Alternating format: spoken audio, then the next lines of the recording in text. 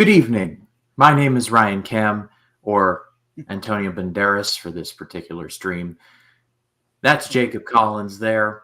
Welcome to my spoiler discussion, or our spoiler discussion, for Indiana Jones and the Dial of Destiny, the movie that is just setting the world on fire. Like, that movie's just making hand over fist, isn't it, Jake? Well, I mean, I would love to make $62 million. So, and then $11 million in opening in Monday morning. So, I mean, really. I mean, yeah, If you has a but $300 million budget, no, you should not. If it that was is like $150 million, that would be really doing well. But no, $300 million is not good for 60. I often ask myself, where does the time go? I think in this context, I need to ask, where did the money go? Let me see. I think because they had a DH Harrison Ford, and then like this, they literally had. I think Kathleen Kennedy wanted to spend that money big. She's like, "We got to spend it big. Go big or go home." All right. Well, as the title suggests, this is a spoiler-filled discussion of Indiana Jones and the Dial of Destiny. Pretty much going to throw this up on the screen right here and right now.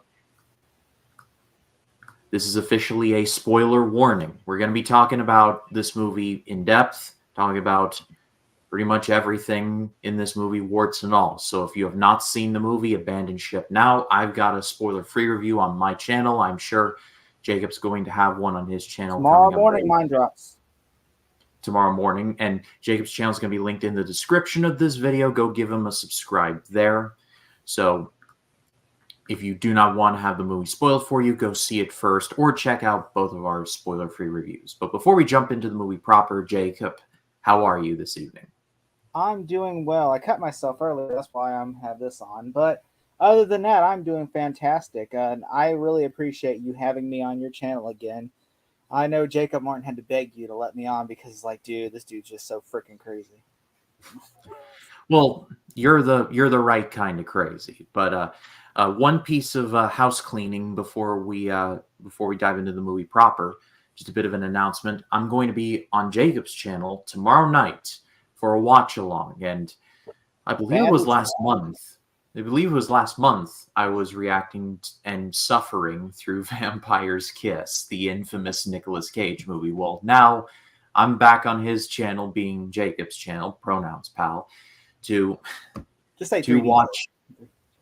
watch another kind of bad. It's decent, okay, but there are some moments in the movie that are awful that you're just laughing. Especially, you'll see you'll see it. Trust me, you won't be able to not know what moments they are. Oh, it's so great.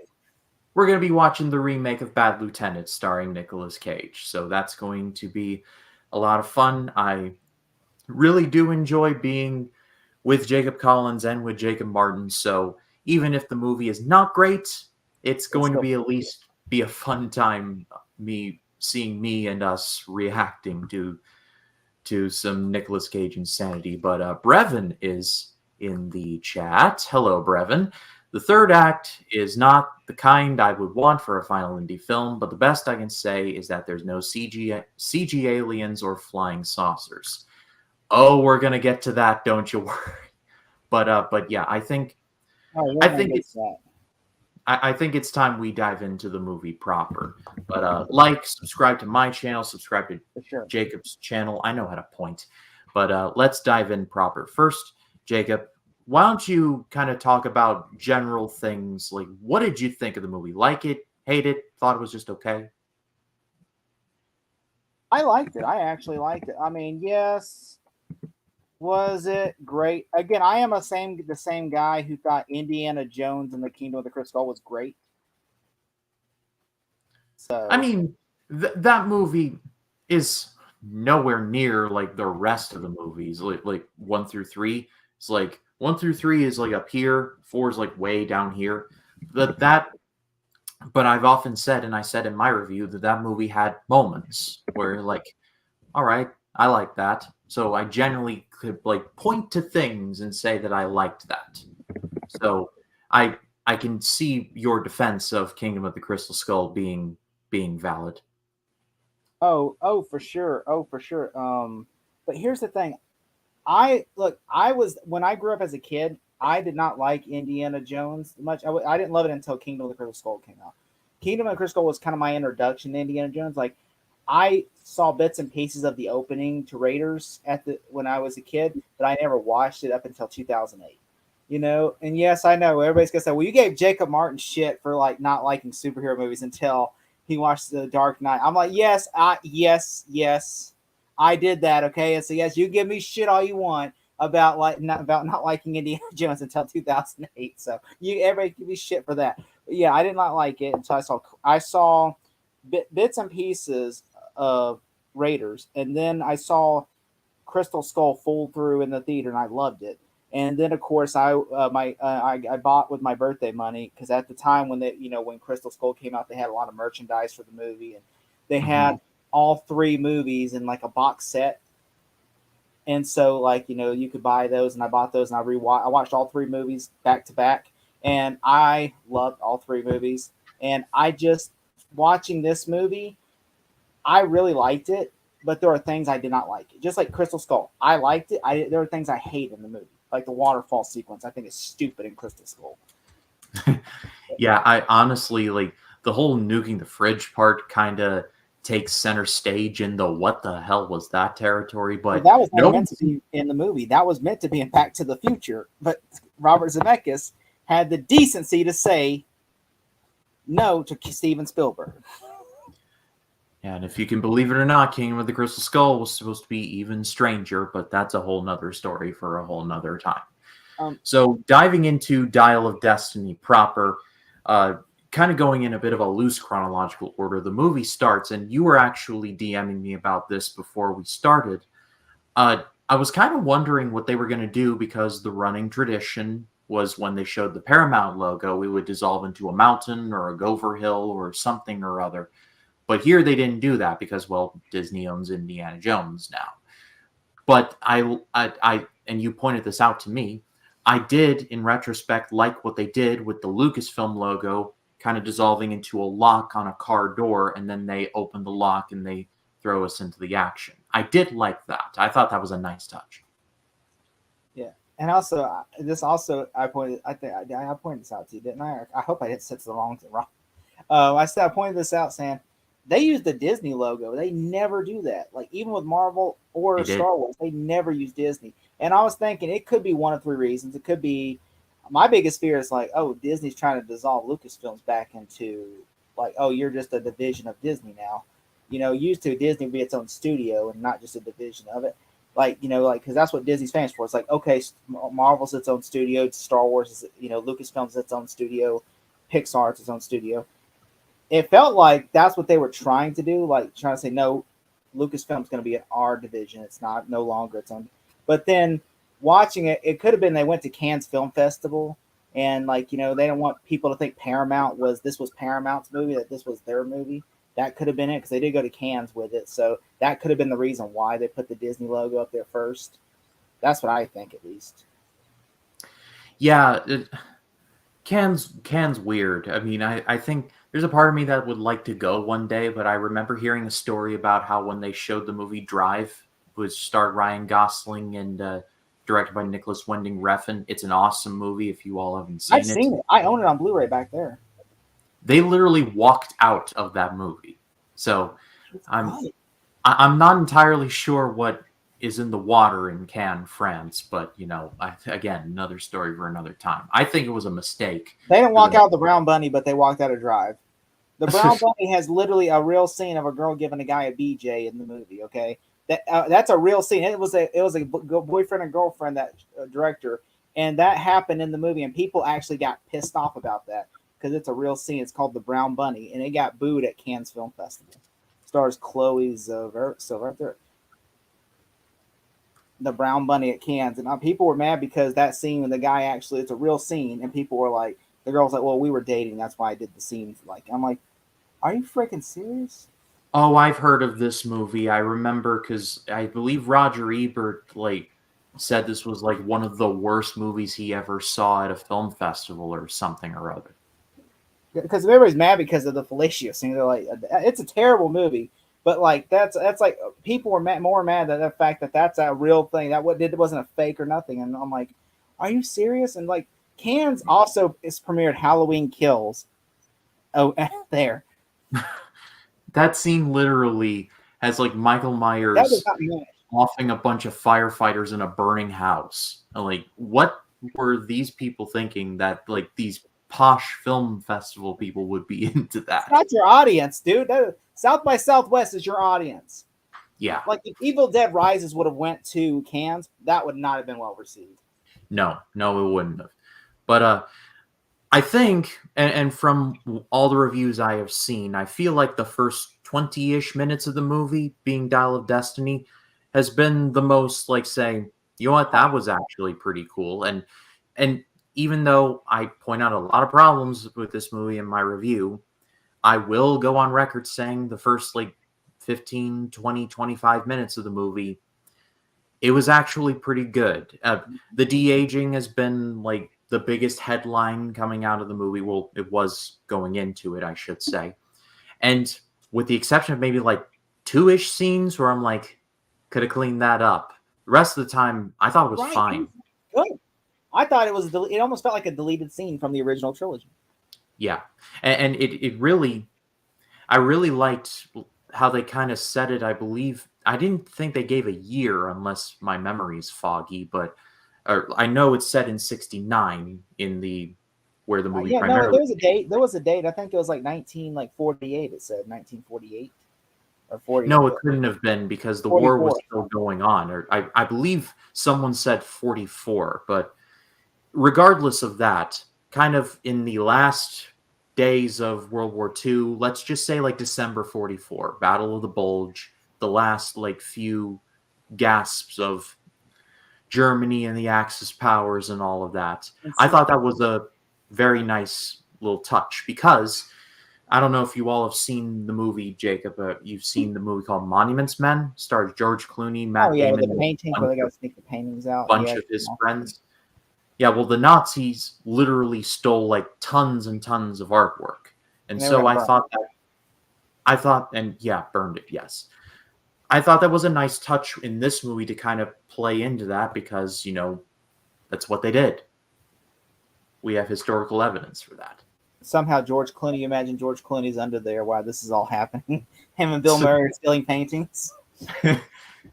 I believe I have stepped on a landmine. And they asked Matt Damon, how did you do that? I was like, what kind of a question is that? Get him off the land.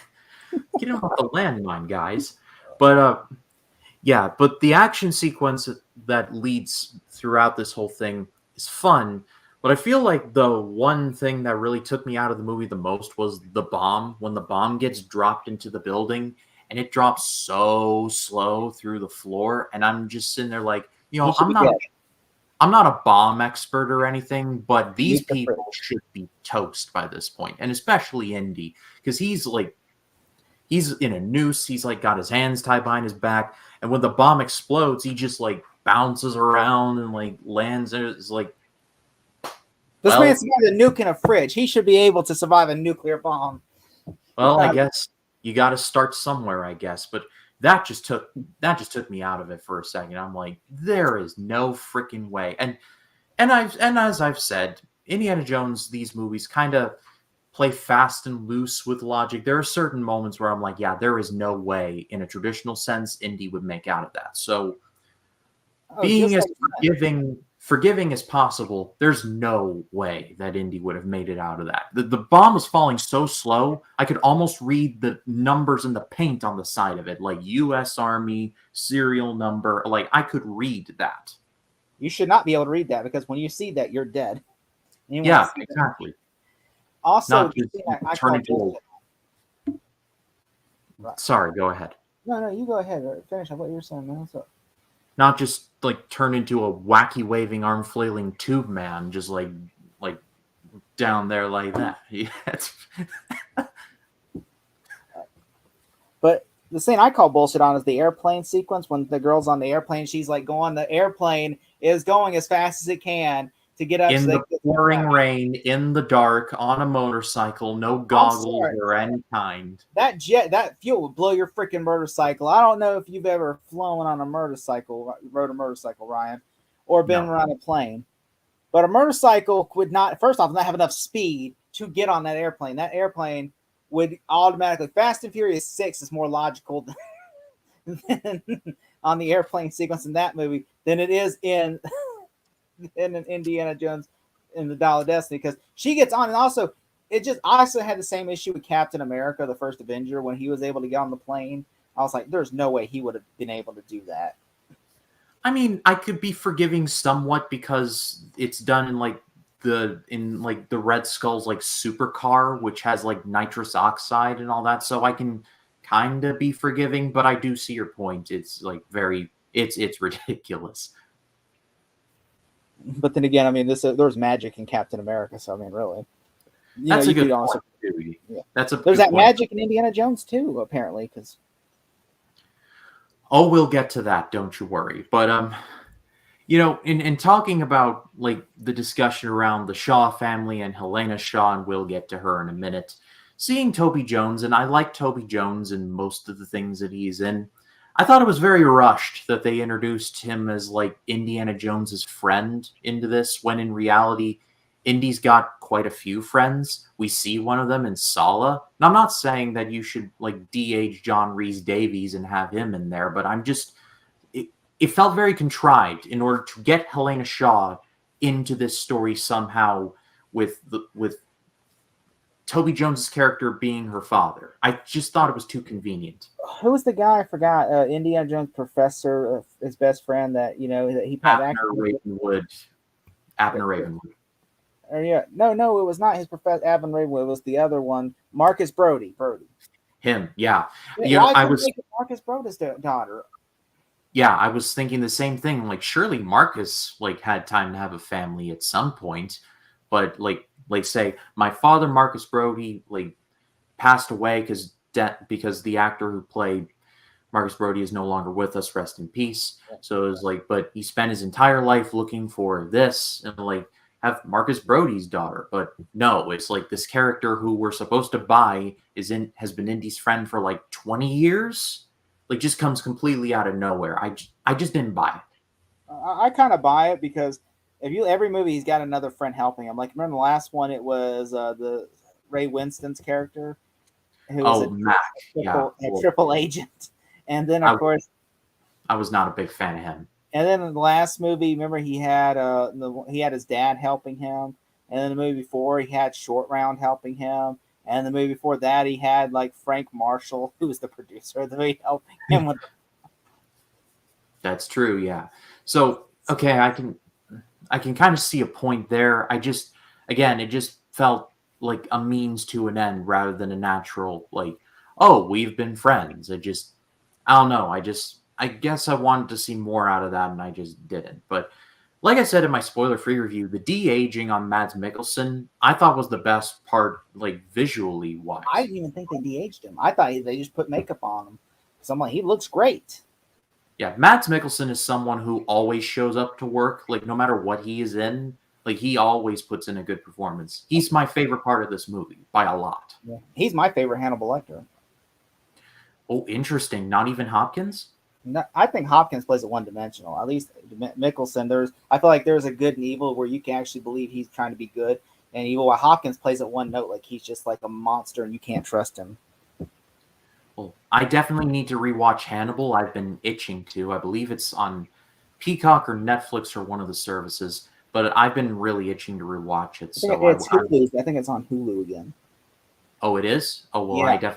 I have that, so I will be checking that out. But Mads Mikkelsen, when I first saw him, and then I saw like him in 44 and then him in 69, I was like, there's no way that's the same person. And then they do clarify that I believe it's his nephew, so there is that, which is kind of like Roddy McDowall in like the older Planet of the Apes movies, where he plays Cornelius, Caesar's father, and then Roddy McDowall plays Caesar himself. So he plays father and son.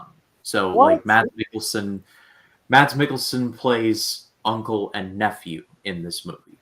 Are you serious? I thought that was just the same guy. They just like didn't acknowledge it. Well, it's the same guy from 44. It's just it took me a minute. Hit in the face with that. So I'm like, I literally, when that happened and when I saw Mads Mikkelsen, I literally turned to my father because I went with my dad to see this. I turned and I looked at him and I was like, how? And he was like, I don't know. So it took me a minute, but I swear, like, that cannot be the same person. We could Google it on Wikipedia real quick. I should tell you if it's the same character. I have been wrong. I've been wrong about castings before or characters before.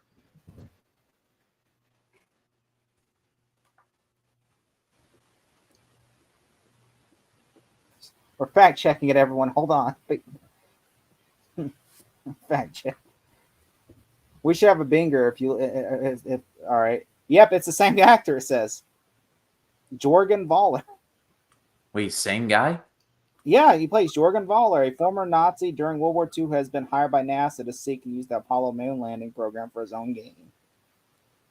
Well, then I guess in that case, how did he survive the shot to the head? Like, that's what I want to know. How did Indiana Jones survive a nuclear fridge? Yeah, I know what I'm asking here, but I mean, I'm just saying, like, the dude literally, like, he got Dennis Hopper from Point Break, and here he is, like, he's fine now. I have questions. That's my point. You mean Speed? Or what did I Dennis say? Hopper wasn't in Point Break. No, he wasn't. I meant Speed. I was getting my Keanu Reeves movies mixed up.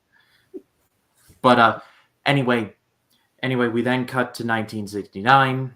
Indiana Jones, Professor Jones is retiring. I don't know if I like. There has been like old man. He sounds like a bitter old man. It's just like he knocks on the door. We had a deal. Yeah, I'm not sure still how I feel about him. Like just like in his easy chair, like spiking his coffee with whiskey, and then just like trying to tell the kids next door to turn Magical Mystery Tour down. Like, I'm not sure how I feel about that. I mean, I guess it just, I don't know. It feels, and I don't want to come across as bitter or anything. I promise I am not, but I'm just, it's just a weird flex to have like the dude survive all of that and then just be triggered by the Beatles. It's just odd. It's an odd choice. Yeah.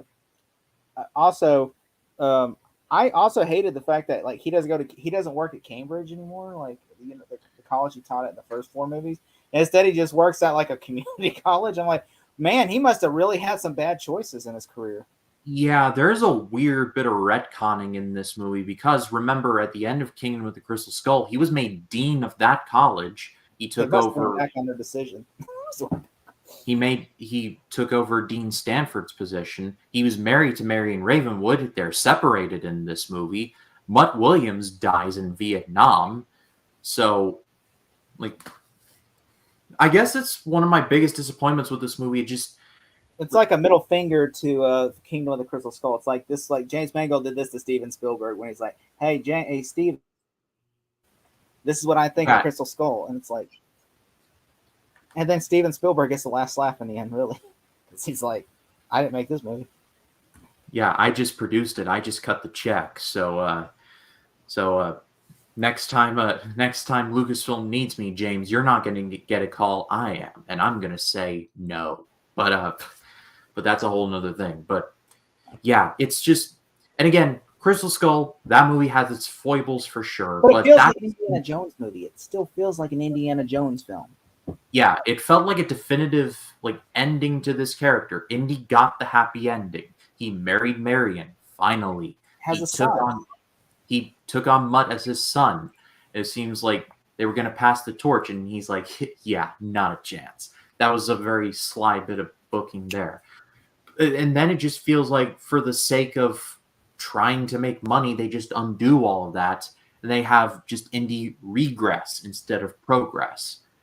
And that's just one of my biggest problems with it. Then we get to Helena Shaw, and that character is a whole nother ball of wax right there. I know you hated her. I know you said you hated her, but I will say this. She's a thief, okay? So essentially, look at her like you would look at, say, Catwoman in The Dark Knight Rises. She could be annoying, but the thing is she's playing cat and mouse with Batman.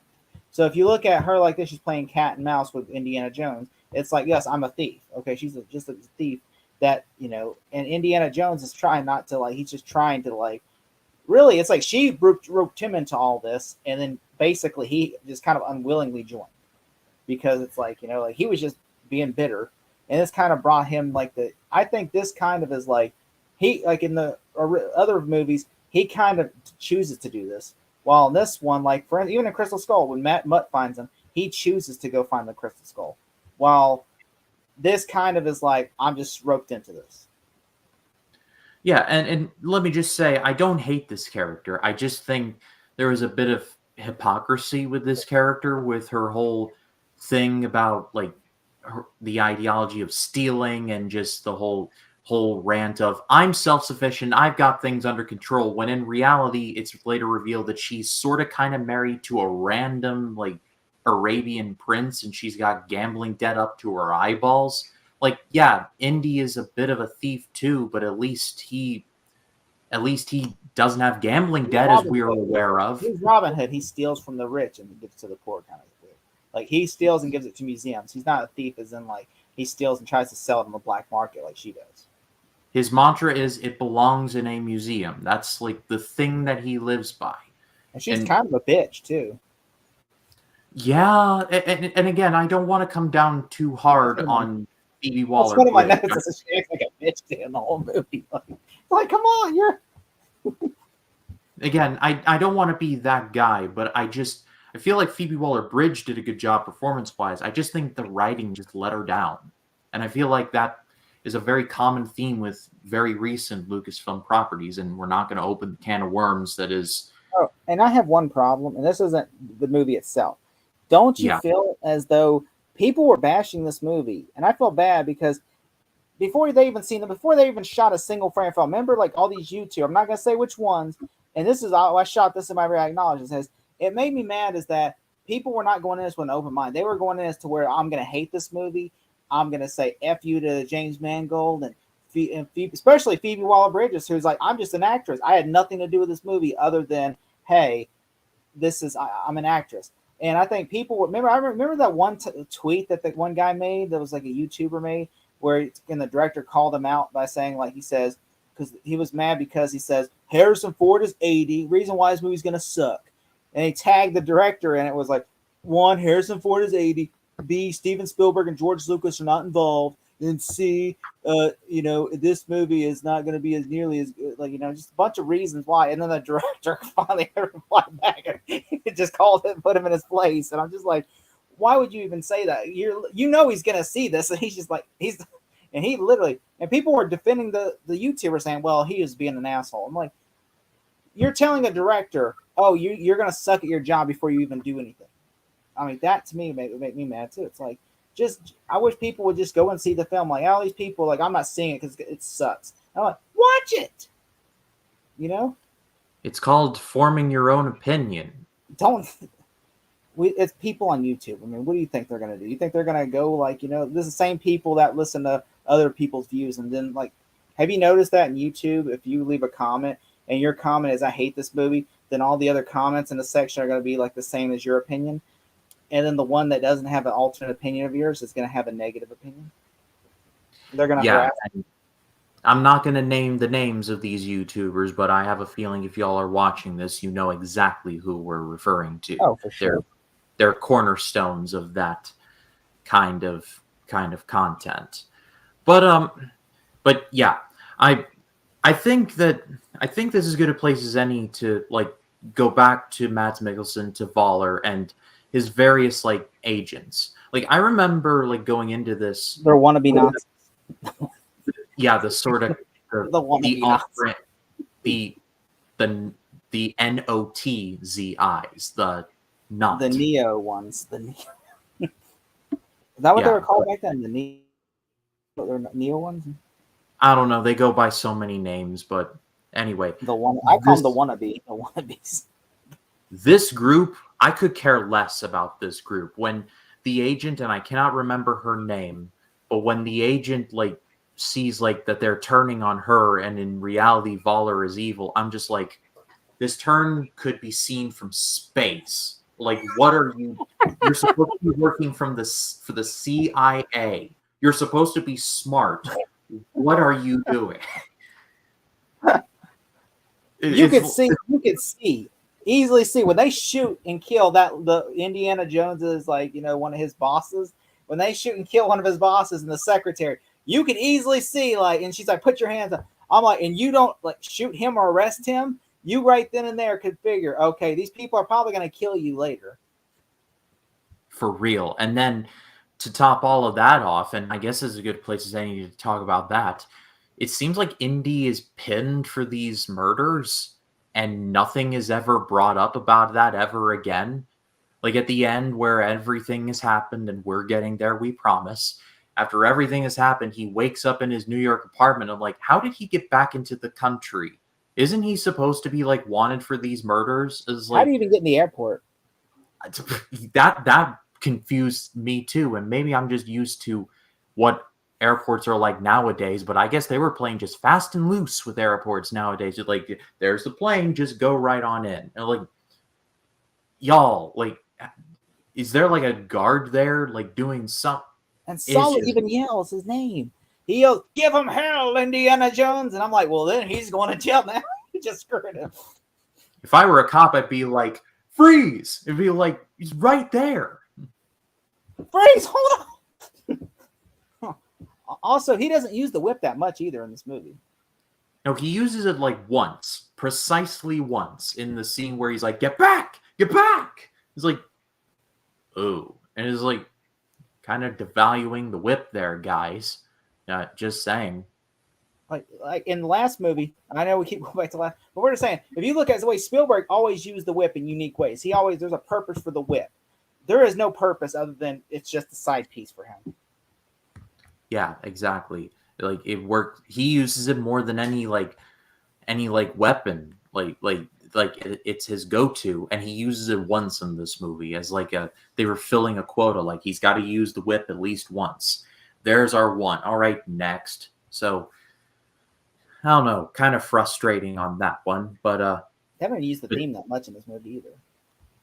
No, not particularly. I think it's played. And like I guess, and then you, like I said, going back to like the Vollers guys, is like I didn't like, they were obvious villains or obvious, and I just didn't care about any of them. The leader of them is Boyd Holbrook, a pretty good actor. He's a great villain. You could have replaced him with anyone, and it would have made no difference. Especially at the end, like he's practicing. All right, if you notice at the beginning, he's reading German, practicing German. But then when they go to the future or the past in like the Roman era, or and he's speaking perfect German, going "Caesar hell, Caesar," and just like shooting. I'm like, he learned very quick, huh? He's got like, maybe he was like listening to Rosetta Stone tapes or something of that ilk. But then we get another friend in the form of Antonio Banderas, and it was nice to see him for all 20 minutes that he is in the movie before he is killed. But it's another example of is like, he's got a friend, like, who is this friend? And is like, we have no idea who this person is, and just completely disposable. And then they do things underwater that I'm just like, y'all have 3 minutes to like get this stuff right. It's like way past 3 minutes. It feels more like 6. I'm just saying. I actually did like that sequence. When I did my review earlier, that was in my likes. But I will say I have an issue, and I put it in my dislikes. Every character they introduce in this movie somehow it's just there to say hi, and then they die or they just go away. Yeah, that's all a purpose for every character in this movie. It's just they show up, and like Tony Banderas, he's there for just one little sequence, and then he gets killed off. Or when they introduce Toby Jones, he's there to set up Hole in a Shaw character, and then he dies off. Exactly. Like every single character they bring, and then they bring in this lady, the African American CIA agent, and she's there just to be like a nerve to Matt Mikkelsen, and then she gets killed off. And it's like, also, isn't Indy pretty stupid because he goes to the same location as the Vala and them, and like, were they just dumb? Like, did that? I'm like, I was like, I was sitting there like shaking my head in the theater, going, "You knew that they were coming to this location, so you're the idiots for not expecting this. You should have told me they were coming here. It's not like this is a shock to you. They figured it out. I mean, this dude is as smart as you, Indy. I mean, seriously, this dude, you don't think he's gonna figure it out too? It's like I just think that to me made me like, you knew that they were coming." I will give credit though. I like when Helena Shaw is trying to decode the tablet and like clearly giving him false information, and it leads to the dynamite explosion and all that, and they get away. But when Voller like looks through like the binoculars, are like, they're not going west, they're going east. I'm like, oh really? The people that you just let get away are not going in the place they said they went? Shall I fan you gently at that revelation there, Mr. Big Brain Science Guy? Like, it's incredible that he found out the location they went, because there's a lot of places east. So, I mean, it's really incredible that he figured that out, where they are at in the exact location that they were at. That's incredible. I figure. I'm like, that is very incredible. I was like, he needs to go on a game show, because he would win if he could figure that out. Which, and also, I really like about him. Matt Mikkelsen is great in the movie. My only issue, I really liked at the end when when they, when they're in the time they go jump into the past, and his look on his face where he realizes he lost, and he's just almost about to cry. Like, he realizes that he's never going to hit the Third Reich. He's never going to get to rule the Third Reich, and he's just like, oh. And then he just like, that broke me a little bit, because I'm like, man, this is actually good acting. I mean, I just wish it was a better story. Yeah, I totally agree. Drew's here, The View with Drew. Hello, Drew. What's your favorite James Mangold movie aside from Logan? Easy, Ford v Ferrari. Jacob? I like Night and Day. Really? Yeah. I mean, I think the movie's fun, but I mean, Ford v Ferrari is just like...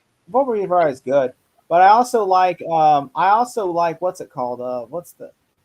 Not Kate and Leopold, but the one where John Cusack and it's a serial killer. I think it's Identity. Yeah, that's the one. I like that one too. I really like that. Yeah. Also, shout out to Walk the Line. That's another good one. Walk the Line. Damn it! I forgot. I forgot he makes that. That is a good film. I shadowed me in Reno just to watch, and it's like boom, boom. It's like, wow. Yeah. I'm actually reading Johnny Cash's autobiography right now. It's good stuff. Ford v Ferrari is excellent, and 310 to Yuma 2007 is great. I've still never seen 310 to Yuma. I'm just not a big Western guy, so that's why. I've seen the original, and it's quite good. But where was I? We were talking about the scene after the boat, after they left him in the boat. Oh yeah, that's right. And then they get away, and then they get to they kidnap the little thief. They get to Syracuse, not New York, and then the little boy who is the thief. Which that was another moment where I just I nearly face palmed so hard I lost all of my hair. Is like this kid, in order to get back at these like preppy Italian kids for making fun of him, like steals like some cash off of them, gets some ice cream, and then immediately runs into the goons. I'm like, kid, you are being like chased by some very serious individuals here. Now is not the time to get ice cream. Like, what are you doing? He was like us, the audience. He didn't think that they would be able to find him going east. He didn't think that Matt Mikkelsen was that great. He didn't he's like to me, if you literally thought, okay, if we went east, I would not think where we in the 40s. This is the 40s. This is now. Nowadays, it's probably you can see them on radar go that way. But in the 40s, or 60s even. This is 69, right? 69. I don't even think in 69 they had the technology to know where they were going. So I mean, I'm thinking I would assume that we're good because they do not know. So to see them there, I'd be like, well, damn, I did not know that this dude was even smarter than me. I'm like, he might actually know where we're going. Yeah, it is so then he gets kidnapped, and kidnapped in Syracuse, not New York. Syracuse. I have some issues with the cave when they get to the cave. I was actually going to go to the cave next, so please go ahead. All right, so you see the leeches. Her fear is like when she sees the not leeches. We have the centipedes. Yeah. Which, by the way, my house keeps getting infested with the damn centipedes. I don't know why. Every day I see a damn centipede. I'm like, where are these coming from? But These... I don't know. But she sees all the centipedes. She freaks out. I'm like, oh, so those are her snakes. And then I see a statue of a snake, and I'm like, uh-oh, we're about to get snakes. Because it's like you see a giant, there's a bunch of statues of snakes, and then you see a snake. I'm like, oh, there's a statue there of a snake. Snake. And I'm like, we're about to see snakes. And no snakes. And I'm like, well, that's bullshit. The closest we get are like these CG electric eels. I like that, by the way. Yeah, no, it's fine. I just like the closest thing we get to snakes, like Indiana Jones's biggest kryptonite, are the underwater kind. And I'm just sitting there like, I don't. For 300 million, you couldn't CG some snakes?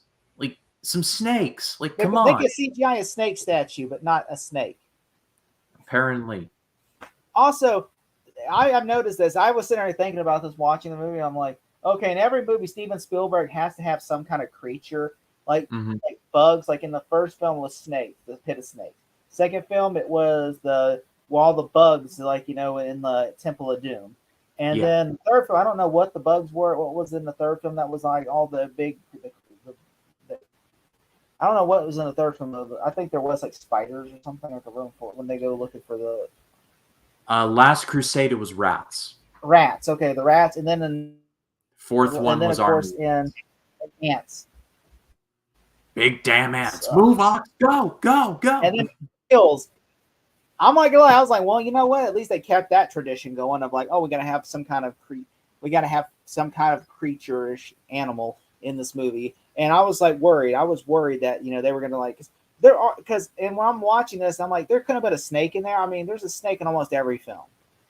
You couldn't put one snake just like, oh, he sees a snake, he's like, I can't. And then she kicks the snake or something. That would have been easy. Instead, they do gas. We're like, oh, can't breathe. But yet, Indiana Jones is able to do all this. Yeah, and the thing, and I told this to my dad, like when it's explained what the gas is, it was methane. So I'm like, this cave is literally full of old farts, and he's like, yep, it is. So yeah, and I guess I should have seen the ending to this movie coming when we lift up Archimedes' like coffin slab and see like the wristwatch on him. In hindsight, I should have known. And then seeing like there's propellers on this, and I'm like, they're not gonna go. I think this is as good a place as any to get into that. We might as well acknowledge like the elephant in the room. Basically, the Dial of Destiny is a proto-time machine, and Voller and his crew are basically trying to go and basically replace Hitler and replace... and be the new Führer.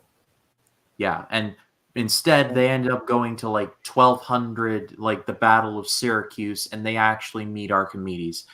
When this happened, I was like, this is like a less cool version of like a Doctor Who episode. But unlike Doctor Who, which is entertaining and in times very insightful and even touching at points, this is just crap. I got mad when they kept shooting the shooting. They're shooting out there. I'm like, you're creating parallel loops, you idiot! Stop shooting! You're fucking up the timeline. You're gonna go back, and then like Hitler, it's gonna be. He says you're gonna. I'm like, but then again, I'm like, they're probably gonna create. They're gonna drop like a nuclear bomb's gonna kill everybody, and like like Oppenheimer might be for the Nazis and kill everybody. It's like the butterfly effect. Is like butterfly flaps its wings different, and it changes everything. But I was just sitting there thinking to myself.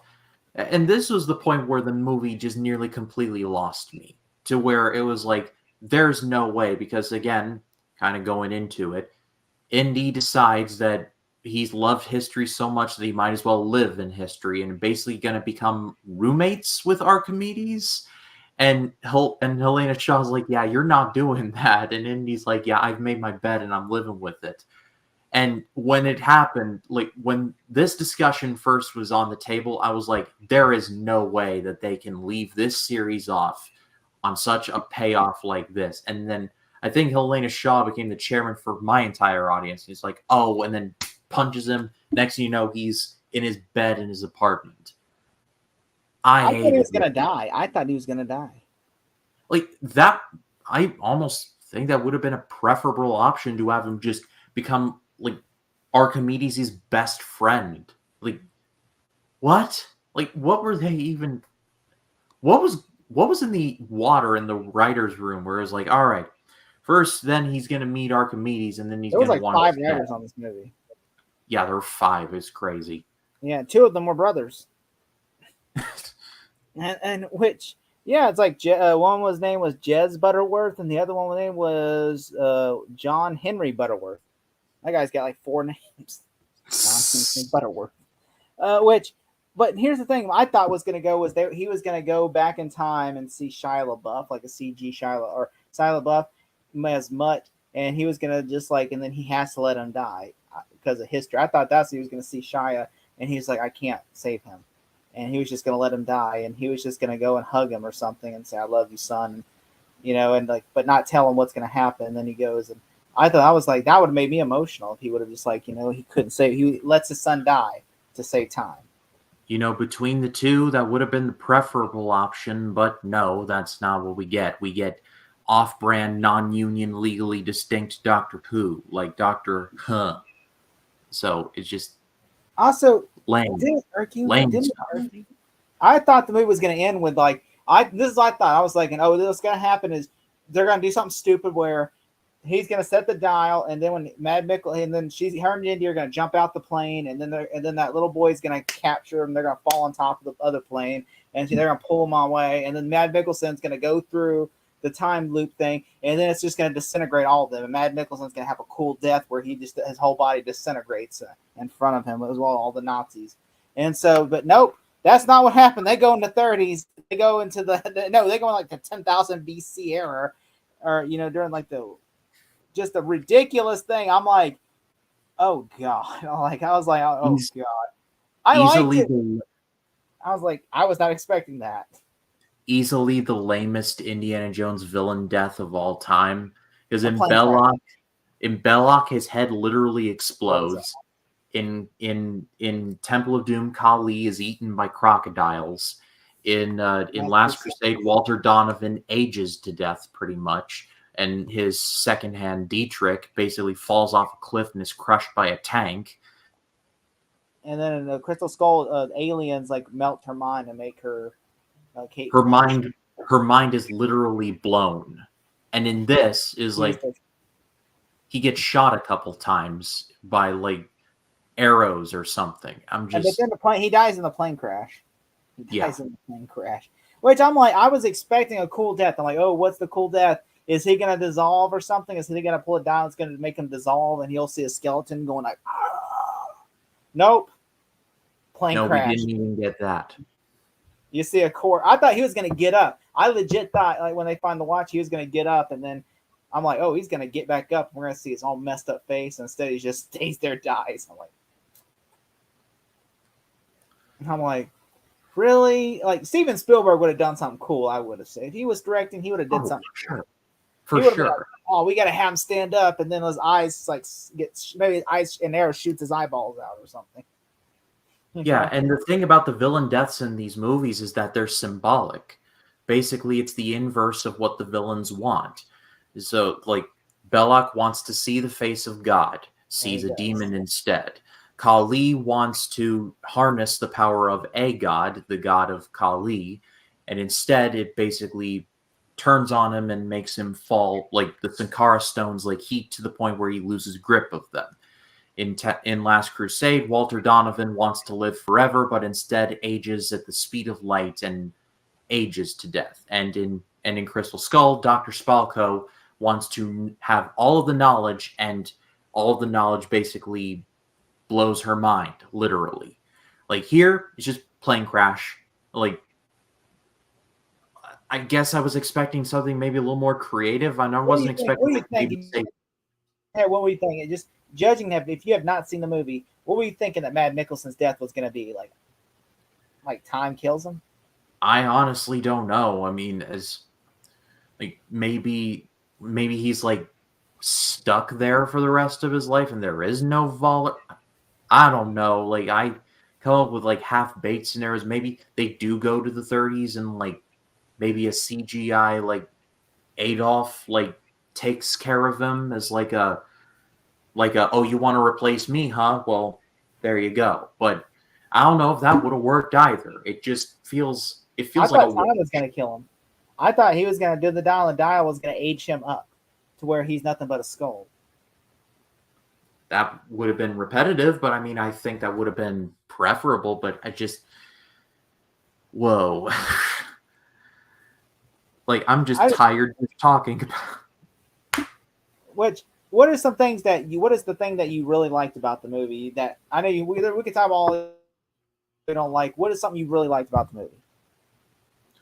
I thought the action was fun. I mean, it's CGI'd to death because Harrison Ford is 80 human years old and he can't do it like he used to, but at least has the spirit right. The worst of the action by far is the stuff in Tangier where it's clearly like sped up. The fact that they have this like tuk that's like going down these stairs like and like it's clearly sped up in post.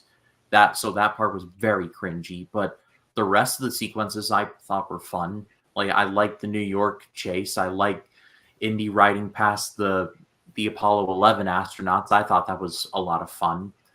So I thought the action was nice, but that's about it. There's a lot of things I like, and I know you're gonna get mad because there's some.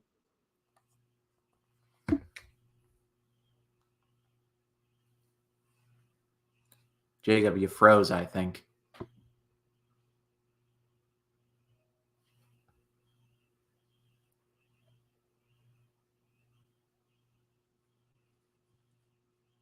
All right, I think Jacob is frozen.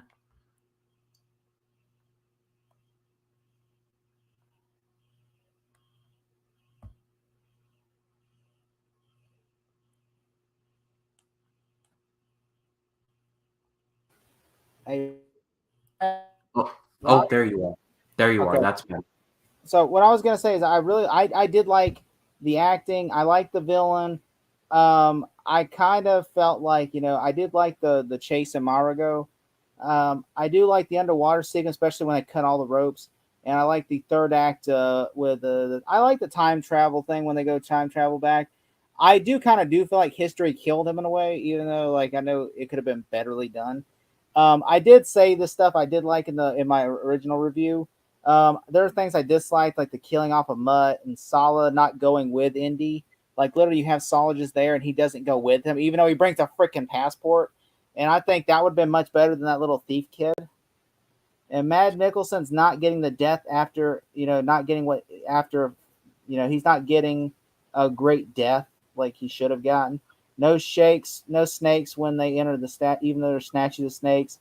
Also, the night sequence. For instance, at the beginning of the movie, they shot that sequence during the day. The whole opening sequence is all shot during the day, but they CGI'd it tonight. Yeah. And I'm like, it would have made it look much better, but you know why they did that? You know why? There's a CG trick. If a CG is not great, they said it's easier to put it at night to make it look better than it would be to make it during the day because you'll know all the flaws at day. Yeah, for sure. So yeah, I don't hate this movie. I really don't. It's just there are these little things that just pile on top of one another that for me just kind of kill it, in my opinion. I think this could have been so much worse because I believe in the June preview I did with Jacob Martin, I gave this like a 1 out of 5 on excitement scale. So I was keeping an open mind. I want to stress I was keeping an open mind, but is like hoping the best, expecting the worst. And this is far from the worst. However, it was just severely disappointing, which I mean is definitely not a horrid. I didn't give it a horrid, I gave it a forgettable, but I just feel like unfulfilled from this. Like I saw leave it alone. I saw a Letterboxd review for Kingdom of the Crystal Skull where it said something to the tune of This is like Indy having like like an old delusion while he's like in a nursing home eating Jello or something like that. This is the delusion that they were talking about. I agree. I will say I do like this movie, and I will own it when it comes out on 4K. I feel like, though, to me, is this the best Indiana Jones movie? No. Is this? No.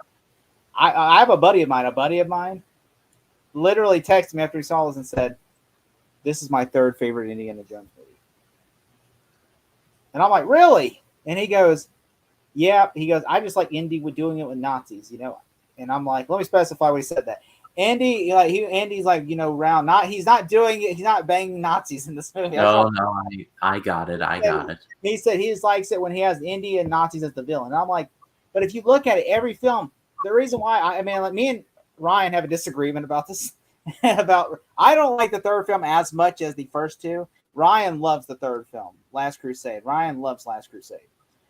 I think, to me, my issue, and I've said this to Jacob Martin, and I've said to several people, my issue with Last Crusade is every Indiana Jones has a different villain, like a different group of people. And I feel like doing Nazis twice in the story is not great. They should have just did it. They should have had the villains in the first film be different and then did the Nazis for the third film rather than trying to do Nazis twice. Because one thing you can say all you want about Crystal Skull, but they at least have Russians. They say we're not doing. George Lucas had the decency to say we're not doing Russian Nazis again because that's been done to death.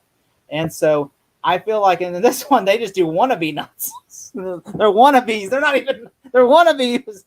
Just like that made me laugh. Like they're NOTZIs, not they're Nazis. They're Nazis. They're not Nazis.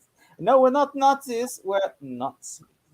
And it's always. And I honestly thought though, it would have just made more sense, like just to do something else.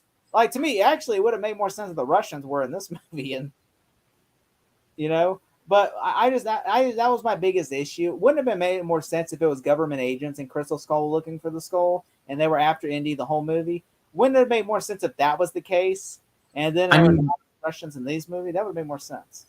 There was a subplot in Kingdom of the Crystal Skull with it. There's commentary on the whole Red Scare and McCarthyism. I feel like that, but no, it's dropped.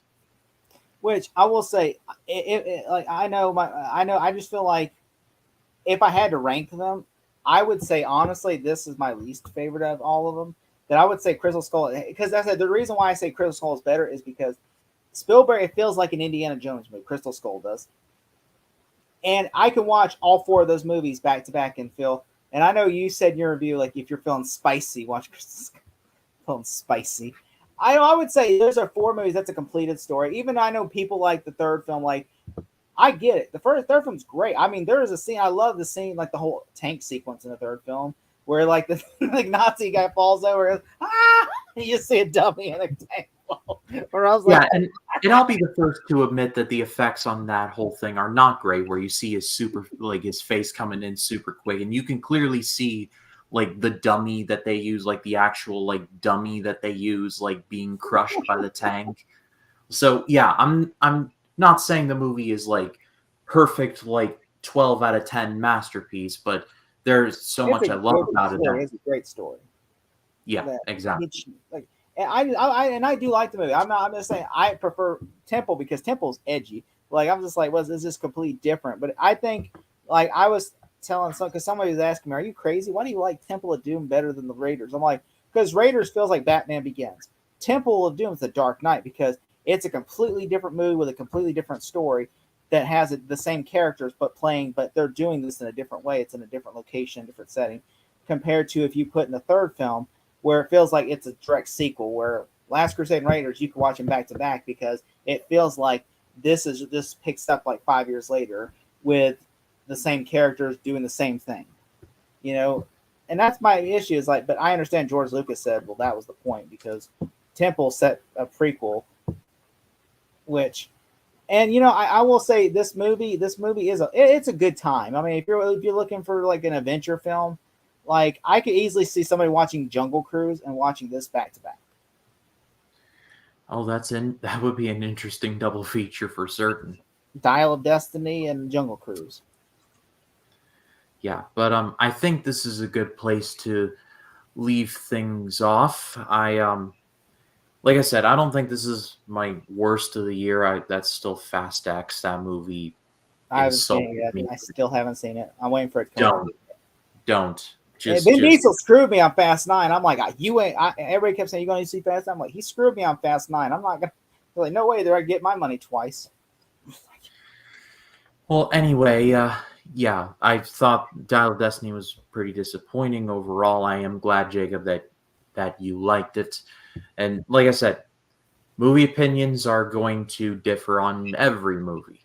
I might like something you all don't like. You may like something I don't like. But that's the beauty of it. It's difference. And I think that is something that is very underrated nowadays. What's your rating? Are like on a number scale or on like my scale? A, B, C, D. I'll give it a D.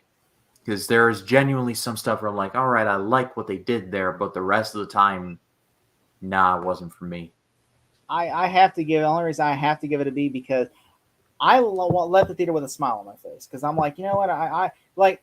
Obviously, I think I like Crystal Skull more, but I will say I did enjoy the movie. I was like, you know what? I did enjoy that movie, and I went to see it, and I was just like, it was in a theater by myself, and I'm just like watching. It was a very empty theater, and I was like watching, and I was just watching, going, "Oh, I love that," and like, "Oh, yeah." There was times where I was like, "What?" or "That's stupid." You know, there are a couple of nuke the fridge moments in this movie. Oh yeah, for certain. But yeah, dropping the bomb would be the new nuke the fridge. Dropping the bomb, for certain. But yeah, I think, like I said, it's a good place to leave it off. I pass it off to all of you. What were your thoughts on Dial of Destiny? Let us know in the comments if you're watching this, if you're watching the replay after the fact.